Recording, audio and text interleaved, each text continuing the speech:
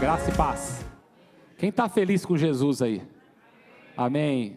Depois de uma noite PJ Night, deveria ser um pouquinho mais animado, né? Vou perguntar de novo. Quem está feliz com Jesus aí? Amém. Aleluia. Eu falei para o pastor Abraão que eu ia falar isso, porque acabou caindo exatamente no dia do PJ Night, né? E a gente sempre brinca, mas a verdade é que nós estamos muito felizes. Para mim é uma honra e há um temor e tremor muito grande no meu coração quando o pastor Abraão me chama para trazer uma palavra. E a verdade é que quando eu estava pensando sobre essa palavra, nós estamos falando sobre família, eu tenho falado muito sobre geração, e uma palavra que veio no meu coração é sobre como uma vida transformada, ela pode impactar gerações. Né? E eu não sei você, mas na minha infância parece que as coisas eram diferentes. E, queridos, eu não sou tão velho assim, tenho 38 anos, mas a realidade é que na minha infância as nossas brincadeiras eram muito diferentes. Né? Eu lembro da minha infância jogando tazo, jogando bolinha de gude. Né? Alguém lembra disso? Tinha alguém dessa época aqui? Né? Jogando bets. Alguém é da época do bets? O pastor Abraão está falando que não. Talvez tinha um outro nome de brincadeira lá onde você morava. Né? O pastor está falando que ele é muito mais novo, por isso que não tinha. Mas eu tenho certeza que quando você olha para a sua infância e você enxerga a infância do seu filho, tantas coisas estão mudando. Né? Algumas para boas, outras para muito piores. Né? E a realidade é que nós, como pais, temos que compreender o tempo que vivemos. E para tentar trazer um pouco isso em dados estatísticos, né, eu sou uma pessoa que eu gosto muito de métricas e dados, eu trouxe aqui uma pesquisa da Global Youth Culture, e eu vou pedir ajuda para a Mira aí, para ela me ajudar. Você pode passar o próximo slide? A Global Youth Culture, ela, na verdade, é uma pesquisa que é feita pela One Hope Institute, que aborda as tendências e comportamentos dos adolescentes de hoje. E o meu desejo é que nós possamos compreender o tamanho do desafio que nós temos hoje como pais. Porque muitas vezes passamos despercebidos e não compreendemos os desafios que nós temos como pais. Essa pesquisa foi feita em todos esses países que você está vendo ali. É uma pesquisa que alcançou por volta de 8 mil jovens de 13 a 19 anos. E a resposta, se você olhar de 13 a 19 anos, ali está toda a proporção, mas o foco que eu quero trazer para você que 43% desses jovens se disseram cristãos. E o meu foco aqui vai ser, sobretudo, esses cristãos. Se você passar para o próximo slide, você vai ver que, dentro desses 43% de jovens, apenas 7% deles se disseram, ou se classificaram na categoria de cristãos, pode passar mais um, cristãos comprometidos. Esses cristãos comprometidos, o que isso significa? Significa que eles oram, pelo menos uma vez por semana, que eles leem a Bíblia, que eles vão para a igreja. Se você olhar, está ali, only 7% displays the belief, né, hábitos de um cristão comprometido. E todas as estatísticas a partir desses slides aqui, é sobre esses cristãos comprometidos. Os 7% dos 43% que foi colocado. Se você passar o próximo slide, você vai ver que a definição do que é um cristão comprometido. Pode passar mais um, por favor, Mira? E aí, ele ora uma vez por semana, ele lê a Escritura uma vez por semana, ele acredita que a Bíblia é a palavra de Deus, acredita que pelo perdão dos pecados, né, só é possível salvação através de Jesus Cristo, e acredita que Jesus é o Filho de Deus. Faz sentido? Né? Essa é a definição de um cristão comprometido. 7% dos 8 mil jovens se consideraram cristãos comprometidos. Mas a parte tenebrosa vai estar nos próximos slides, se você passar um pouquinho. E aí eles fizeram várias perguntas para eles, pode continuar indo, ele tem uma animaçãozinha chique aí. O primeiro ponto, se você olhar ali, eu não sei se é possível você ver, é o verde claro, tá? Ali são os cristãos comprometidos. 35% desses cristãos comprometidos tiveram depressão nos últimos 3 meses antes da pesquisa. 51% tiveram picos de ansiedade nessa época onde estava sendo feito essa survey. 15% desses cristãos comprometidos tiveram pensamentos suicidas. Eu quero reenfatizar para você a seriedade que nós estamos vivendo. Eu estou falando entre os cristãos comprometidos, eu não estou falando aqueles que não conhecem Jesus, ou aqueles que se disseram cristãos anônimos, somente sobre esses que se categorizam como cristãos comprometidos. E desses 15%, 3% tentaram tirar a sua própria vida. 3%. Na medida que você vai vendo os próximos aqui, 12%, pode voltar um, por favor, 12% tiveram atração pelo mesmo sexo. e 6% se classificaram como confusos em relação à sua orientação sexual. Pode passar o próximo slide, por favor. Quando nós falamos sobre atividade sexual nessa idade para essas crianças de 13 a 19, pasmem vocês, dos 13 aos 15 anos, 10% dessa população de cristãos comprometidos já são ativos sexualmente. 24% de 16 a 17 anos já são ativos. E aí, o pior de todos, no meu ponto de vista, é dos 18 a 19 anos, 40% já tem a sua atividade sexual ativa. E se você compara com o outro grupo, né, que é o grupo de cristãos nominais, é 41%. Ele está ali neck to neck, né, ele está ali praticamente na mesma linha. Queridos, eu não sei vocês, eu tenho 3 filhos pequenos, 10, praticamente 7, e o outro, a Rebeca, de 3 anos. Quando essa estatística veio para mim, eu comecei a pesquisar sobre isso, o meu coração se abalou. Porque se nós não formos muito intencionais como pais, nós certamente poderemos estar nessa estatística. Se você passar para o próximo slide, ele mostra a utilização de pornografia por idade. E quando você olha para esse dado, daqueles que se consideram cristãos comprometidos, 42% de toda a população teve contato com pornografia recentemente. E aí, quando você olha o breakdown pelas idades, você pode ver ali em cima que de 13 a 15 anos, 40% deles já tinham tido algum contato com pornografia.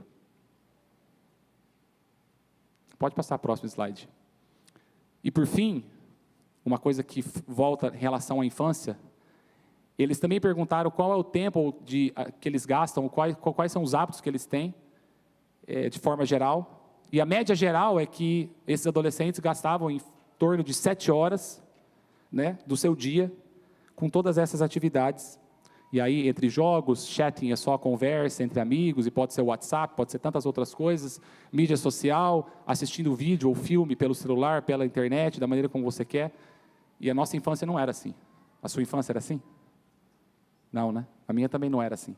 Eu tenho certeza que, quando nós enxergamos essa realidade, nós conseguimos compreender que o tempo mudou, os desafios são diferentes. E isso exige de nós um posicionamento diferente. Se você passar para o próximo slide, agora tem uma boa notícia, que é o que trouxe esperança ao meu coração. 37% de todos esses jovens disseram que, se eles tiverem uma experiência com Deus, como, por exemplo, uma oração respondida, isso vai fazer com que eles mudem de comportamento. 37% desses jovens disseram que, se eles tivessem algum tipo de experiência com Deus, como, por exemplo, uma oração respondida, ou talvez um encontro com Deus, isso faria com que eles mudassem de vida. E, queridos, nós como pais, nós somos aqueles que vão proporcionar, dar oportunidade para que eles tenham esse encontro com Jesus. Eu, nessa manhã, quero falar com pais e mães. Eu quero falar com você que tem um filho, tem uma filha, e você tem um anseio no seu coração para que o seu filho tenha um ardor maior por Jesus do que você tem. Se você é essa pessoa que veio aqui nessa manhã, ou então talvez você ainda não tem filho, mas você tem o desejo de ver a sua geração alcançada, ainda que ele não tenha nem nascido, nós cremos nisso também. A verdade é que, quando o seu filho tem uma experiência com Jesus, essa experiência mudará a maneira como os seus filhos viverão o casamento deles. Isso impactará na vida profissional deles. Se o teu filho tiver um encontro com Jesus, a realidade é que os relacionamentos vão ser diferentes.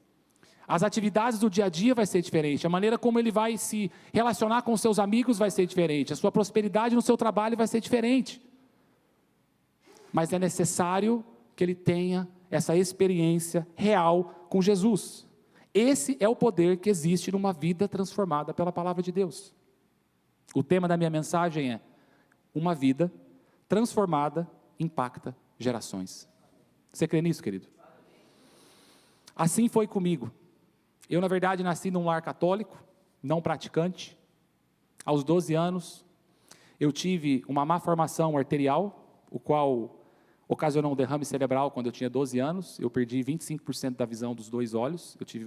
Eu perdi a minha visão periférica né, a visão periférica.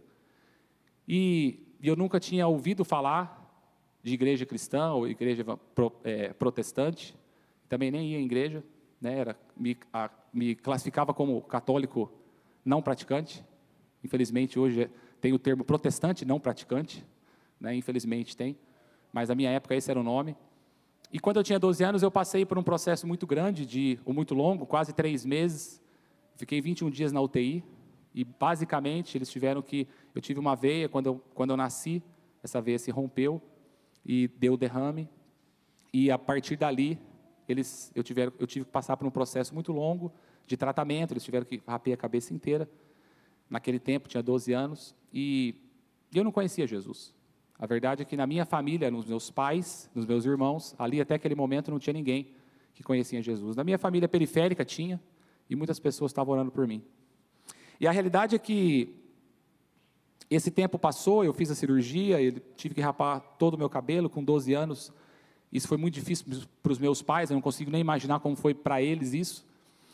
Mas com 17 anos, eu tive novamente, eu estava na minha casa, e eu falei, mãe, eu estou com um pouco de dor de cabeça, e vamos no médico. E todo ano eu fazia pós-operatório, ou exames aqui chama CT scan, né, tomografia e raio-x, e eu fazia vários exames para saber se estava tudo bem. 5 anos depois daquele ocorrido, eu estava em casa, e eu liguei para minha mãe e falei, mãe, vamos no médico, eu não estou passando bem, mas nunca havia no meu coração imaginar que seria isso de novo.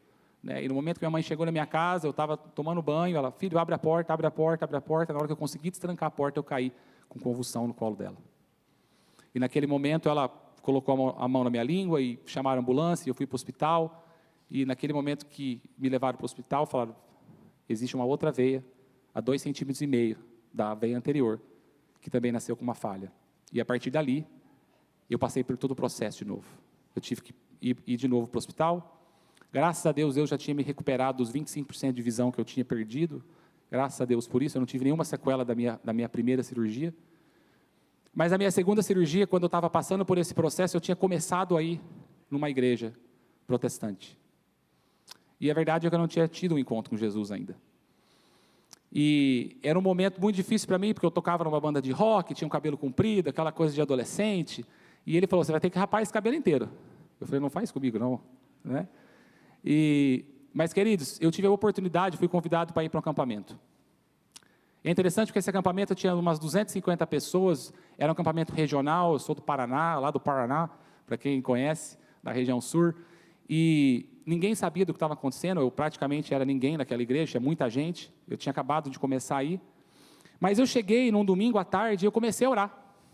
E eu falei, Senhor, é o seguinte, se o Senhor realmente existe, eu preciso que o Senhor me dê uma resposta. E é o seguinte, eu não quero uma resposta amanhã, não. Eu quero uma resposta agora. Se o Senhor realmente existe, eu quero que o Senhor me dê uma resposta. Por que eu estou passando por isso de novo? E, querido, eu acabei a minha oração. Devia ter umas 250 pessoas orando num galpão muito grande, tocando aquele louvor, aquelas músicas. Uma mulher chegou em mim, tocou no meu coração e falou assim, Deus quer dar uma resposta para você. Ele manda te dizer que Ele te curou na primeira vez e Ele está te curando na segunda. Creia que você vai ser curado. E aquele dia foi o dia que eu aceitei a Jesus. Aquele dia parece que a minha vida mudou de um jeito que 2 semanas depois eu abandonei a banda de rock, eu parei de andar com as pessoas que estavam ao meu lado, todos os meus amigos parece que eu abandonei, não por eles, mas porque já não fazia sentido andar com eles. Nós já não comungávamos das mesmas práticas e dos mesmos desejos. E ali Deus havia literalmente alcançado o meu coração naquele dia. E depois de uns 2, 3 anos, eu fui compreender como Deus tinha trabalhado na minha vida, como aquilo tinha sido um encontro real. Eu estava na igreja já, numa igreja cristã, numa igreja protestante.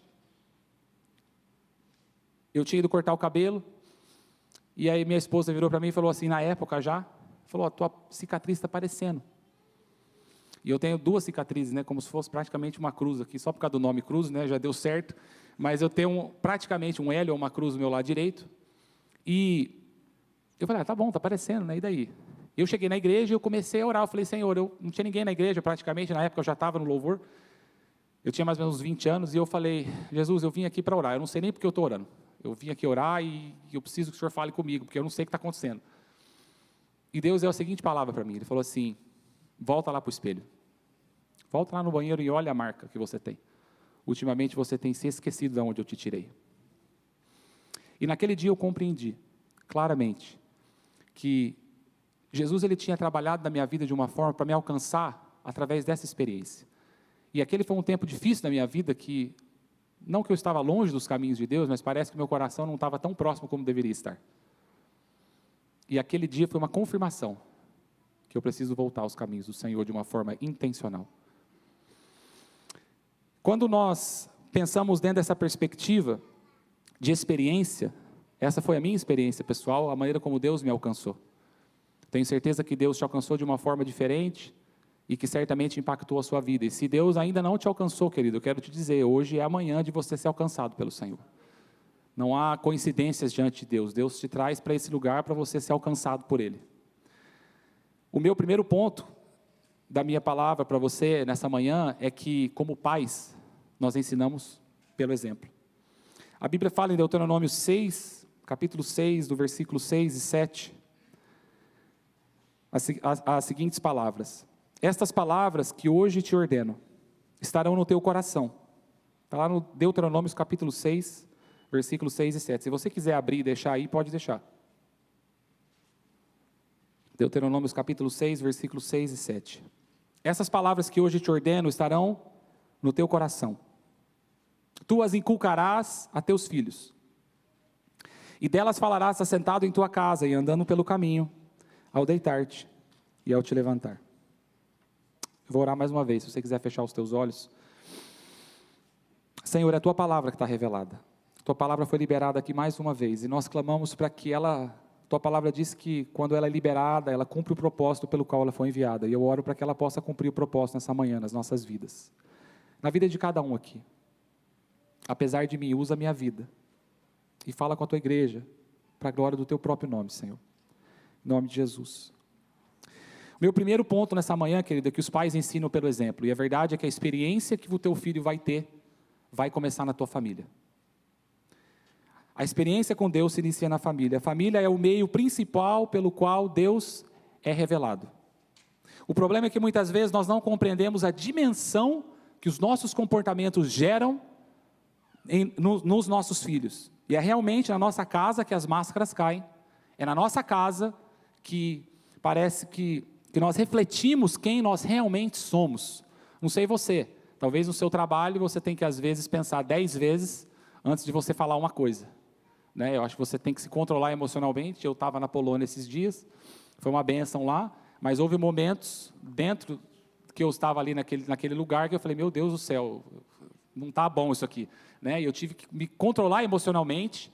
E muitas vezes na nossa casa não é assim, querido. Na nossa casa as máscaras caem e você reflete quem você é da vida real. Né? E a realidade é que antes dos seus filhos conhecerem a igreja, ele conhece os pais. Antes de ele ouvir o pastor pregando, eles escutam o que você fala na sua casa. E antes, ou a primeira Bíblia que os seus filhos vão ler, na verdade é a sua vida.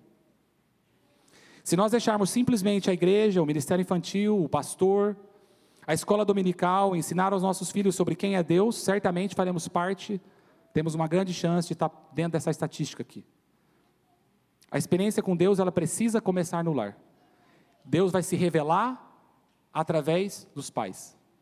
Os filhos precisam olhar para os pais e desejar conhecer esse Deus. Imagina o seu filho quando ele quer uma coisa muito legal, seja um doce, seja uma atividade, seja uma brincadeira, aquilo que for. Querido, ele é atraído por aquilo. Algo chama a atenção dele, que ele olha para aquilo e fala, eu quero aquilo. Com Deus não precisa ser a mesma coisa, ele precisa olhar, e você como pai, você precisa testemunhar das coisas que Deus fez na sua vida. Ele fala assim, uau, eu quero seguir esse Deus. Uau, eu não posso andar sozinho. Uau, esse é o Senhor que eu quero seguir. Mas nós temos que atrair eles para esse lugar. Como pais, nós temos a responsabilidade de ensinarmos pelo exemplo. Albert Schweitzer, que é um teólogo muito famoso, ele diz que o exemplo não é apenas uma forma de ensinar, mas é a única forma de ensinar, é através do exemplo. Os pais precisam amar a Deus de todo o coração, de toda a sua alma e com todas as suas forças. Está escrito aqui nesse capítulo 6, dentro do versículo 2. E essa verdade precisa ser revelada no seu dia a dia. Só assim nós estaremos credenciados para inculcar, que é o verbo que ele está aqui, na minha versão pelo menos, o ensino na vida dos seus filhos. E a minha primeira pergunta para você é: como você tem influenciado os seus filhos a seguir a Deus? Qual é a experiência com Deus que você compartilhou com ele recentemente, que impactou a vida dele, e ele falou, uau! Porque não é por imposição de mãos, querida, apenas. Não adianta você querer, querer forçar ele para... Até um determinado momento você consegue forçar. Né? Até um determinado momento eles estão com você. Eles estão aqui, cantaram, foi maravilhoso, mas daqui para frente, pelo menos no meu caso, meu filho tem 10 anos, daqui a pouco a situação vai mudar. E por mais que ele continue morando na minha casa e vai estar debaixo das nossas leis, haverá um momento que ele precisa ter um encontro com Deus. E aí o que vai mover ele em estar nesse lugar não é mais obedecer ao pai, mas é o desejo genuíno de querer conhecer Deus. E a minha pergunta a você é: o que você tem feito para que o seu filho tenha esse encontro? Pensa um pouco na agenda que o seu filho tem durante a semana. Qual é o momento que você dedica, ou que ele, de forma muito intencional, consegue se dedicar para alcançar isso? Porque nós, como pais, e sobretudo aqui nos Estados Unidos, parece que você precisa lotar a agenda dele de coisa. Ele precisa ter esporte, ele precisa ter educação, ele precisa ter música, ele precisa ter tantas coisas. E eu não sou nada contra com isso. Até porque o meu filho faz muito dessas coisas. Mas até que ponto, como pais, nós estamos dando oportunidade para que eles possam conhecer esse Deus com atividades que estão 100% ligadas com esse objetivo? Nós temos que refletir isso. Muitos pais desejam que os seus filhos sejam homens de oração, que sejam ativos na igreja, que sejam piedosos, que tratem bem os colegas, ou seja, que são um exemplo. Quem quer isso para os seus filhos? Todos nós queremos isso, todos nós. Mas, querido, se você quer que o seu filho ame a igreja, se você quer que ele gaste a sua vida para o reino, seja você o primeiro a estar aqui. Esteja aqui. Aqui no sentido da igreja local, eu estou falando. Se você é dessa igreja, é membro dessa igreja, esteja aqui. Porque como é que ele vai amar a igreja? Como é que ele vai priorizar o reino dentro do âmbito local, se você não estiver servindo? Diz para mim. Se ele nunca viu você aqui servindo, como é que ele pode criar esse coração, esse desejo sincero de estar aqui? Nós temos que ser exemplos, queridos. Se você quer que o teu filho tenha um encontro com Jesus, a minha primeira pergunta para você é: você teve um encontro com Jesus? Você crê realmente que você foi lavado, remido, salvo no Senhor, e você continua nesse processo de santificação? Se você quer que ele leia a Bíblia todos os dias, ele encontra esse Jesus, a minha pergunta para você é: você lê a Bíblia todos os dias? Você encontra esse lugar da tenda do encontro, onde todos os dias pela manhã, você fala, ou pela noite, no seu horário, na sua agenda, você fala: Senhor, eu estou aqui porque eu sei que sem o Senhor eu não conseguirei vencer. Como é que nós podemos, que hipocrisia nossa é essa de achar que os nossos filhos vão amar a Deus sobre todas as coisas, vão servir a igreja local, se nós não fizermos isso aqui, queridos? A verdade é que os seus filhos, os meus filhos, eles estão olhando para nós todos os dias, e eles estão tomando a decisão, se faz sentido servir a esse Deus. Se faz sentido, ou será que é uma hipocrisia? Hipocrisia no sentido de você, ou nós, e eu me incluo nisso, porque eu não sou melhor que ninguém, querido, de nós falarmos tanto sobre Deus, mas nas horas mais decisivas das nossas vidas, nós deixarmos esse Deus de lado, e falar assim: I got it, eu vou resolver do meu jeito. Nós expressamos esse amor por Jesus, nas nossas decisões, no nosso dia a dia, nas nossas atividades, e a realidade é que os nossos filhos estão vendo todos os dias isso. Nós somos a primeira linha de defesa para os nossos filhos, sem dúvida. Deus está olhando para nós, Ele colocou sobre nós a responsabilidade de falarmos desse Deus. Quando você olha para a palavra que eu li para você aqui, no capítulo 6 de Deuteronômios, lá no versículo 2, ele fala: para que temas ao Senhor o teu Deus, e guarde todos os teus estatutos e mandamentos que eu te ordeno, tu, teu filho e o filho do teu filho, todos os dias da tua vida, e que teus dias sejam prolongados. Vontade de Deus é que as gerações sejam alcançadas, querido. que não somente a minha vida seja alcançada, mas que a vida dos meus filhos sejam alcançadas. Que a vida dos filhos dos meus filhos sejam alcançadas. Mas isso não acontece de forma mágica, não é pirilim-pim-pim e as coisas simplesmente aconteçam. Há uma necessidade de nós sermos intencionais. Meu primeiro ponto é: os pais ensinam pelo exemplo. Quero que você guarde isso. Meu segundo ponto é sobre os filhos transformados impactam gerações. Se você abrir a tua Bíblia lá em 2 Timóteo, capítulo 1, versículo 5. 2 Timóteo, capítulo 1, versículo 5. Ali, Paulo, ao escrever para Timóteo, ele vai trazer a memória de Timóteo, como a mãe dele e a avó dele foram determinantes para a fé que ele tinha. 2 Timóteo 1,5, fala, achou aí, queridos? Amém? Trazendo à memória a fé não fingida que há, ou que em ti há, a qual habitou primeiro na tua avó Loide e em tua mãe Eunice. Eu estou certo de que ela também habita em ti. Lá no versículo 3 de 2 Timóteo, ele continua dizendo, versículo 14 e 15. 3, 14 e 15. Tu, porém, permanece naquilo que aprendeste, e de que foste inteirado, sabendo de quem o tens aprendido, e que desde a sua meninice conhece as sagradas escrituras, que podem te fazer sábio para a salvação pela fé que há em Cristo Jesus. Ainda que nessa época as mulheres não fossem reconhecidas, muito menos mencionadas na Bíblia, é uma exceção, isso não acontece em todos os casos, há algumas exceções, o caso dela é uma delas. Tanto Eunice, que era mãe, quanto Loide, que era avó de Timóteo, elas são relatadas na Bíblia, e elas foram, segundo Paulo, determinantes na formação espiritual de Timóteo, ao ponto de Paulo dizer: permanece naquilo que aprendestes, e que desde a tua meninice conhece as sagradas escrituras. Desde a tua meninice. E eu acredito muito, queridos, que há uma idade onde os filhos eles têm que aprender essa palavra de Deus, e depois de um determinado momento, fica o que você deixou como legado, porque eles vão ter que escolher a vida deles, eles vão ter que tomar as decisões. É como se Paulo estivesse lembrando Timóteo: lembra de onde você veio? Lembra dos fundamentos que foram colocados na tua família? Lembra daqueles cultos que haviam na tua casa? Lembra dos tempos de oração? Eu estou aqui conjecturando um pouco para que você possa entender que eu não acredito que eles simplesmente ensinavam a palavra. Eu acredito que eles eram intencionais na oração. Eu acredito que eles eram intencionais em compartilhar testemunho. Eu quero acreditar que havia mais do que uma leitura de palavra. Havia uma vivência diária de um evangelho genuíno. É como se Paulo falasse assim: lembra de onde você veio? Lembra de onde que você foi separado? Lembra que desde pequeno você ouvia a palavra e você foi ensinado e você conhecia as Escrituras? Paulo decide de forma muito positiva lembrar a Timóteo que ele era separado desde pequeno e que ele conhecia a palavra de Deus. Quantos pais, ao invés de semear a palavra de Deus no coração dos filhos, lançam palavras malditas na vida dos seus filhos? Ao ponto de dizer: você nunca vai aprender, filho? Você é desobediente.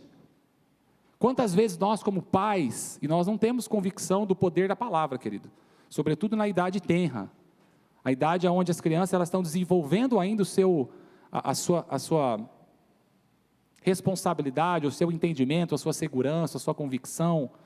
Ana, me ajuda aqui com as palavras aqui. Ana, cadê ela? Está por aqui. Esposa do Rafa. Nós temos que afirmar coisas positivas na vida dos nossos filhos. Não que você não vá corrigir, certamente você vai corrigir, e a Bíblia está recheada de lugares onde você deve corrigir. Isso faz parte do papel do pai. E ai daquele que contra a palavra de Deus. Né? Você estudar um pouquinho a história de Davi, você vai ver que Davi era um homem que, na verdade, ele tinha receio de falar não. Né? E aí você sabe parte do que aconteceu com os filhos dele. Você estuda a história de Davi, um grande rei, adorador, sensacional, um dos maiores reis de Israel. Né? Mas a realidade é que ele deixou de lado esse papel de correção. E ele falhou amargosamente como filho, se essa palavra existe no português.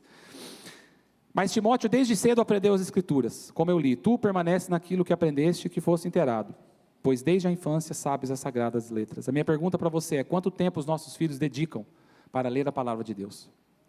Eu confesso para vocês que eu tenho tido dificuldade com isso, porque a gente tem mudado as estratégias cada vez mais para tentar alcançar um método que funcione, né? Mas nós temos incentivado os nossos filhos a ler a Bíblia todos os dias e buscar dedicar o dia deles ao Senhor e da mesma forma começar a conhecer. Mas a verdade é que esse é um processo, né? Uma evolução, e você vai chegando a um ponto que ele vai ter um encontro com Jesus. Nós temos orado por isso. Mas, como pais, querido, seu filho precisa ver você lendo a Bíblia, e talvez isso pareça tão óbvio, né? Se me perdoa se isso é muito óbvio, mas qual foi a última vez que o teu filho pegou você chorando numa pregação e você virou para ele e falou: Deus falou comigo hoje. Além de Deus ter falado comigo, foi isso que ele falou comigo. Houve uma vez na minha trajetória, e eu estava aqui na IBBC, a Pauline trouxe um estudo sobre pastoreando o coração da criança, como aquela escola, aquele curso impactou a minha vida.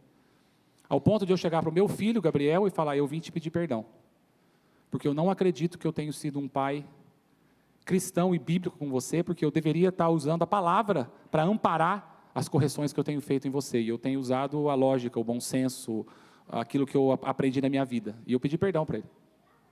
Eu falei: você me perdoa, daqui para frente, todas as correções que o papai fizer, eu vou amparar na Bíblia, porque o papai segue isso aqui, e se eu não seguir isso aqui, Deus vai cobrar de mim. O peso saiu das minhas costas, porque parece que toda correção que eu fazia com meu filho era sobre: isso é errado, você não pode fazer isso, isso vai ter um problema para você no futuro, e nunca sobre Efésios 6:1, que nós devemos honrar os pais, que os filhos obedientes terão vida prolongada. Usa a palavra de Deus, querido, para educar os seus filhos. É a palavra de Deus que muda a vida das pessoas, não é o bom senso, não é a nossa vivência, não é a nossa experiência como homem ou como mulher, é a palavra de Deus que tem o poder. O próprio Jesus fala: o Espírito Santo é aquele que convence o homem do pecado, da justiça e do juízo. Ao ponto do Gabriel chegar para mim um dia, quando eu estava corrigindo ele, e ele fala: você só usa a palavra de Deus contra mim. Eu falei: filho, exatamente esse é o ponto. Você precisa compreender que não é sobre mim, mas é sobre você conhecer a Deus e entender o que Ele espera de você como filho. Você vai ter a sua experiência com Deus. Mas para mim, querido, eu não vi isso na minha casa, eu não cresci nesse ambiente, então para mim é muito difícil, porque eu fui me converter aos 17 anos, então eu não tive referência. Lembro quando nós estávamos contando isso, a Thalita virou para mim e falou assim, esse era o pastor John, sempre fazia isso. Eu falei: bom, então estou no caminho certo. Se o pastor John fazia, nós estamos no caminho certo. Mas a realidade, querido, é que nós temos que fazer isso. É a Bíblia que tem que falar ao coração dos nossos filhos. E nós, como pais, temos que usar essa palavra a favor do reino, que vai certamente transformar o caráter e o coração deles. Eu falei sobre Timóteo, mas tem uma outra família que mexe com o meu coração, e está lá em Samuel, capítulo 1, versículo 10 e 11. Samuel 1, versículo 10 e 11. Samuel 1, versículo 10 e 11, eu vou ler aqui da minha versão. Ela, pois, com amargura de alma, orou ao Senhor e chorou abundantemente. E fez um voto dizendo: Senhor dos exércitos, se benigninamente atentares para a aflição da tua serva, e de mim te lembrares, e da tua serva não te esqueceres, mas a tua serva deres um filho homem ao Senhor, o darei todos os dias da sua vida, e sobre a sua cabeça não passará navalha. Essa é a oração de Ana, esposa de Eucana, que era pai de Samuel. A Bíblia fala que Eucana era um homem temente a Deus. Uma de suas esposas, Ana, ela era estéril, e você deve conhecer a história. Diante da sua angústia, ela faz um voto a Deus, dizendo: Senhor, se o Senhor me der um filho, eu prometo que eu entregarei ele de volta ao Senhor. E Deus atende a oração dela, ela fica grávida, e aos 3 anos de idade, por volta dos 3 anos de idade, que a Bíblia fala que no momento que ele foi desmamado, então alguns teólogos falam que é por volta de 3 anos, 2 anos, 4 anos, ela pega o seu filho Samuel, ela leva lá no templo, e ela volta embora. As circunstâncias não pararam Ana. A situação dela ser estéril, e de ela enfrentar vergonha, humilhação, não permitiram que ela parasse no meio do caminho, ao ponto dela perseverar, e a Bíblia fala que Eucana e Ana todos os anos iam sacrificar perante o Senhor em Jerusalém. A adoração dela não foi parada porque ela era estéril, os problemas não fizeram com que ela fosse parada, mas ela perseverou em seguir o Senhor, ao ponto de um dia ela chegar e falar assim: Senhor, com as minhas palavras, tudo que eu tentei no passado não deu certo, eu quero entregar ao Senhor esse pedido, e se o Senhor me der, eu devolverei. E a realidade é que muitos pais deixam de adorar a Deus quando passam por uma luta. Talvez enfrentam batalhas sozinhas, talvez seja na área profissional, talvez seja na área da saúde, talvez seja na área do casamento. Outros ganham muito dinheiro e se esquecem de Deus, e deixam tudo aquilo que eles aprenderam. Sobretudo, queridos, deixa eu ser sincero, a realidade da América aqui é um desafio, porque nós como brasileiros saímos de um país onde há um desafio tão grande no Brasil, de você conseguir se desenvolver profissionalmente, financeiramente, que parece que quando as pessoas vêm aqui para os Estados Unidos, a mentalidade é só ganhar dinheiro. Eu estou errado? Eu estou falando alguma coisa errada aqui? É um desafio, nós temos que, sobretudo o consumismo que existe nesse país, que parece que tudo você precisa ter, né? E na verdade não precisa. Inclusive, uma aula muito abençoada do irmão Jefferson hoje, falando sobre isso, sobre a área financeira no Impact School. Mas a realidade é que nós temos que entender verdadeiramente onde nós estamos centrados. Ana, ela perseverou em seguir o Senhor e teve o seu milagre atendido. Mas uma coisa que me chama a atenção é que Ana tinha um casamento muito bem estruturado. Quando você olha ali no capítulo 1, no versículo 5 de 1 Samuel, capítulo 1, versículo 5, a Bíblia fala: porém a Ana dava uma parte excelente, porque amava a Ana, e embora o Senhor lhe tivesse cerrado a madre. Nós podemos ver claramente que um grande presente que você pode dar para o seu filho, querido, e aqui claramente está escrito, é você amar o seu cônjuge de forma incondicional. O melhor presente que você pode dar para o seu filho é você amar a sua esposa de forma incondicional.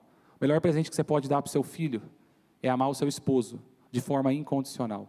A Bíblia relata que mesmo Ana sendo estéril, Eucana a amava de sobremaneira, embora o Senhor lhe tivesse cerrado a madre. Amar o seu cônjuge significa priorizá-lo, honrá-lo, dedicar a sua vida em sacrifício a essa pessoa. Porém, essa construção é feita no dia a dia. Ela é demonstrada na maneira como você se comunica. Ela é demonstrada nas atitudes que você tem com o seu cônjuge. E os seus filhos percebem isso, querido. Eu não sei quantos aqui cresceram num ambiente onde os pais brigavam, onde os pais foram separados, onde talvez a sua casa não tinha tanta paz assim. Como isso impacta a sua vida? Como isso impacta a sua geração? Talvez algum de vocês, eu conheço a história de alguns, compartilharam comigo momentos difíceis, porque passaram por situações tão difíceis na sua casa, e parece que aquilo moldou de alguma forma o entendimento deles, e só Jesus para conseguir quebrar isso e fazer tudo novo, ressignificar algo, uma memória, uma lembrança, um trauma do passado. É só Jesus que pode fazer isso, querido. É só o Senhor. Mas a verdade é que a maneira como você trata a sua esposa, ou o seu cônjuge, a sua esposa, ou seu esposo, vai falar muito com seus filhos, como eles verão ou procurarão o seu cônjuge, a sua esposa ou seu esposo. Homem, a verdade é que você é o padrão de homem que a sua filha vai ter como parâmetro. Homem, você é o padrão, é o parâmetro, é o default que você está criando no coração da sua filha. No primeiro momento que a sua filha começar a namorar com alguém e ver algo que é diferente da maneira como você trata a tua mãe, ela fala assim: opa, meu pai não era assim. Meu pai não era assim. O pai nunca gritou com a minha mãe. Por que está acontecendo isso? Opa, meu pai presenteava minha mãe. Querido, eu quero jogar a barra lá em cima, tá? Sinceramente, nós como homens temos que jogar a barra lá em cima. Entendeu? Você pode jogar a barra lá para cima. Entendeu? Deus já preparou. Nós sempre oramos pelos cônjuges dos nossos filhos, né? Eu e a Inês, a gente sempre gosta de lembrar nesse sentido de orar por eles, mesmo que eles são muito novos. Nós ensinamos ele a orar pelos cônjuges também. Mas como homens, galera, vamos subir a barra aí, entendeu? Porque, e subir a barra não é comprar arma, não é, né? Alguns falam comprar um taco de beisebol, como há por aí, mas na verdade, a maneira como você trata a tua esposa vai dizer muito para sua filha, o tipo de homem que ela vai procurar. E o verdadeiro, ao contrário também é verdadeiro, mulher. Você é o padrão de mulher que seu filho vai ter como parâmetro. Se você é submissa, respeita, é sábia no lar, esse é o padrão que o seu filho vai procurar numa mulher. Agora, se ele vem em casa algo diferente, ele vai ter aquilo na mente e no coração. Eu estou falando alguma coisa errada, queridos? Se você cresceu num ambiente estruturado, eu quero acreditar que isso impactou a sua vida de forma positiva. Se você cresceu num ambiente completamente desestruturado, isso também impacta, até Jesus chegar e ressignificar tudo isso.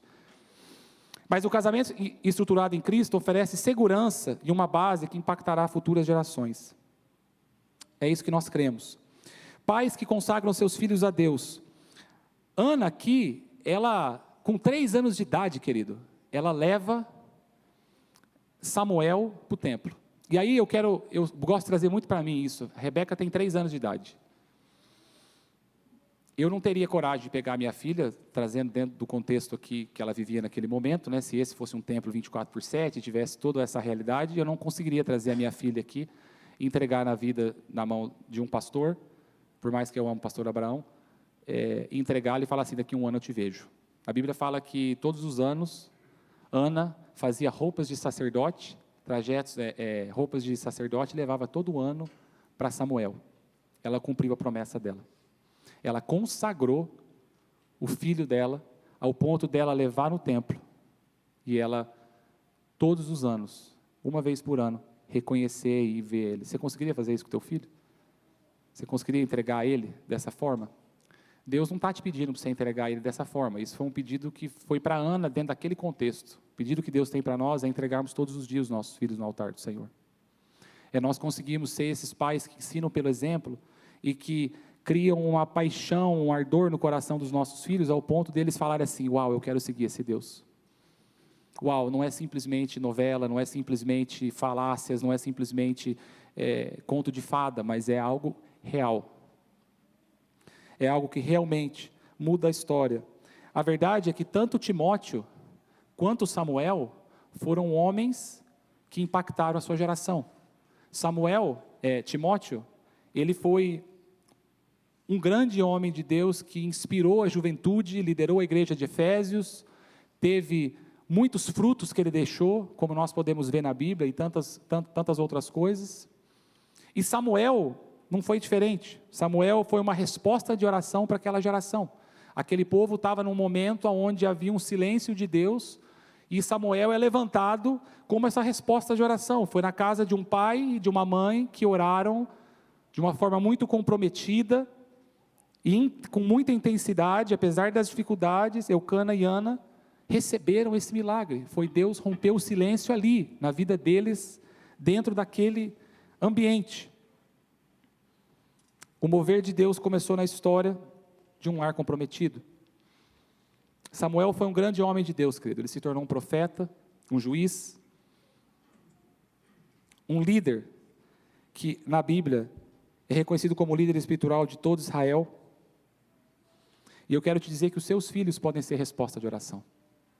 O seu filho pode ser uma resposta de oração para as gerações que vêm. Eu sempre falo para o Gabriel, filho, Deus vai te usar.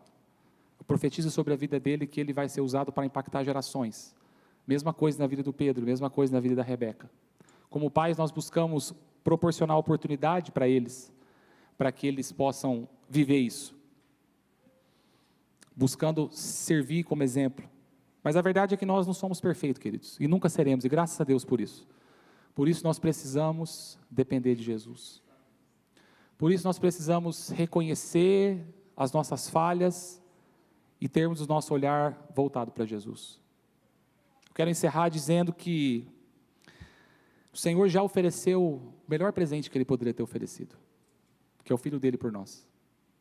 Ele já ofereceu aquilo que Ele tinha de melhor. Minha pergunta é, você tem conseguido oferecer o seu filho, a sua filha, ao Senhor? Será que no teu coração, na medida que nós avançamos na reflexão da palavra hoje, será que há áreas na sua vida que você fala assim, Senhor, talvez aqui eu preciso ser mais intencional. Talvez aqui eu preciso buscar mais no Senhor, talvez eu preciso mudar essa estratégia. Talvez aqui eu preciso ler mais a palavra. Eu quero que você reflita isso, querido. Nós vamos orar. Eu quero que você reflita. Se você quiser abaixar a sua cabeça, nesse momento, eu quero que você possa refletir aquilo que Deus falou ao teu coração nessa manhã. Obrigado por ter acompanhado essa mensagem até o final. Se ela te edificou, nos deixa saber aqui através dos comentários ou encaminha essa mensagem para outras pessoas, para que elas também possam ser edificadas em nome de Jesus. E nós temos um pedido a te fazer. Se inscreve aqui no nosso canal, vai lá agora e se inscreve aqui no nosso canal, ativa o sininho das notificações, assim você sempre será informado quando a gente subir algum conteúdo aqui de pregação da Palavra de Deus. Nosso desejo, nossa oração é sermos canal de bênção na tua vida. Que Deus te abençoe, em nome de Jesus.